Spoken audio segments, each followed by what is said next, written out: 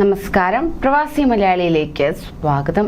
പ്രവാസികൾക്ക് ഏറെ സന്തോഷം പകരുന്ന ഒരു വാർത്തയാണ് പുറത്തുവരുന്നത്. ഇന്ത്യൻ ബജറ്റ് വിമാന കമ്പനിയായ ഗോ ഫസ്റ്റ് പുതിയ സ്ഥലങ്ങളിലേക്ക് കൂടി സർവീസ് ആരംഭിച്ചതോടുകൂടി കൂടുതൽ സർവീസുകളാണ് വന്നിരിക്കുന്നത്. മസ്കറ്റ് കൊച്ചി റൂട്ടിലാണ് സർവീസ് പുതുതായി ആരംഭിച്ചിരിക്കുന്നത്. ആദ്യത്തെ വിമാനത്തിന് മസ്കറ്റ് രാജ്യാന്തര വിമാനത്താവളത്തിലെത്തിയപ്പോൾ തന്നെ വലിയ സ്വീകരണമാണ് ലഭിച്ചിരുന്നത്. മസ്കറ്റിനും കൊച്ചിക്കുമിടയിൽ ആഴ്ചയിൽ 2 സർവീസുകൾ വീതം ഈ വിമാന കമ്പനി സർവീസ് നടത്തുമെന്നാണ് അധികൃതർ ഇപ്പോൾ അറിയിച്ചിരിക്കുന്നത്. ഇന്ത്യൻ ബജറ്റ് വിമാന കമ്പനിയാണ് ഗോ ഫസ്റ്റ്. വലിയ പ്രതീക്ഷയോടെയാണ് ഈ സർവീസ് ആരംഭിച്ചിരിക്കുന്നത്.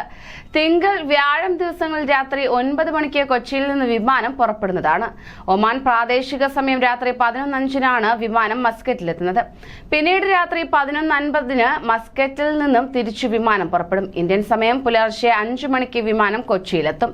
മസ്കറ്റിൽ നിന്ന് കൊച്ചിയിലേക്ക് മാത്രമല്ല കണ്ണൂർ, മുംബൈ സെക്ടറുകളിലേക്കും ഗോ ഫസ്റ്റ് ഇപ്പോൾ നിലവിൽ സർവീസ് നടത്തുന്നതായാണ് റിപ്പോർട്ടുകൾ ചൂണ്ടിക്കാണിക്കുന്നത്. അതേസമയം ഒമാനിൽ ചൂട് കൂടുന്നതായി റിപ്പോർട്ട്. ഈ സമയത്ത് ആരോഗ്യ വിഷയങ്ങളിൽ കൂടുതൽ ജാഗ്രത പാലിക്കണമെന്ന് അധികൃതർ മുന്നറിയിപ്പ് നൽകിയിട്ടുണ്ട്.